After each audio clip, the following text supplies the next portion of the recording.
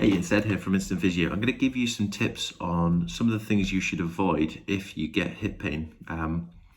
If you've had hip pain before, it's a little bit like someone's kind of jabbing you in the hip. You might get like a deep toothache pain, sort of really deep inside the hip.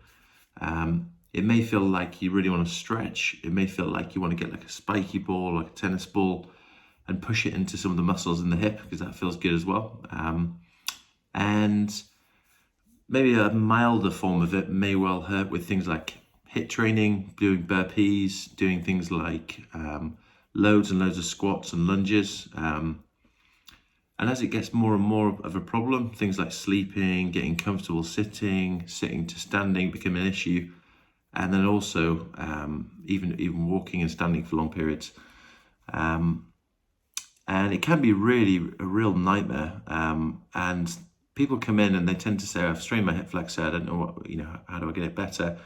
And there's some three top things which people do, which potentially, I don't think make it worse, but definitely are things that I would recommend someone didn't do if I saw them in the clinic. And that would be, the first one would be stretching.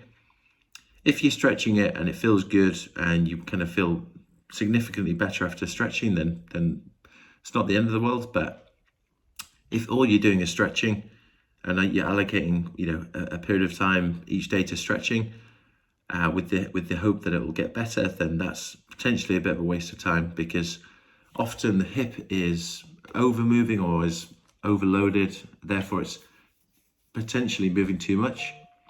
And that means that stretching it isn't going to necessarily improve the hip problem or the reason why it's painful in the first place.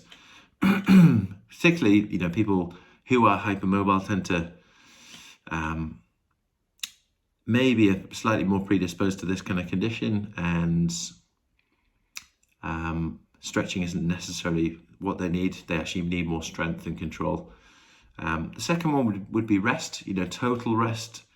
As much as possible, we want to keep it as active as possible, because gentle cardiovascular, low impact exercise is really, unquestionably good for your physiology. Therefore, it's going to make you sleep better, make you feel better.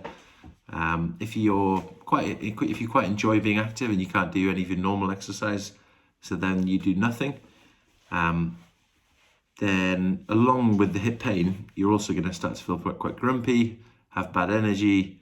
That's going to affect your relationships, and it kind of is avoidable by doing something like low impact exercise, which for a lot of people, they find it a lot more boring, but it's the lesser of two evils. The third one would be not getting it seen to by someone who knows about hip pain. Yes, I'm a physio and I help people with hip pain every day. But I'm not. The reason why I say that is because there's plenty of people, but there's a particular girl who'd been trying to fix her hip for 2 years before she came in, and had basically cancelled loads of marathons, loads of half marathons. There was another lady who just wanted to be able to walk around the common. She hadn't been able to do that for 2 years because she'd been trying to fix it from videos on the internet and patches and creams that she found on the internet. And we were able to get her back to climbing, walking the common. We were able to get the other girl back to running within approximately 3 to 4 months. And they both said, I wish I'd gotten the scene to sooner. And the problem with the internet these days is that you have a huge host of information that you can choose from and get lost in. But it's very difficult to know what's good advice, what's bad advice, and also know if it's specific to you, which obviously it's not going to be, because you kind of, no one's assessed you. So if you've had a problem and it's been going on for 3 weeks or longer, it keeps coming back, maybe it gets better every time you go for a run, then it comes back, or you've been worried about it, or if it's something which is people are starting to comment on your walking and things like that, that's when you need to kind of think about what you're going to do in terms of seeing someone, because it's not the kind of thing generally which gets better on its own when it's got that bad, if that makes sense. Obviously, sometimes it does, but what you don't want is for you to be back enjoying your normal activities, and then it can kind of come back. So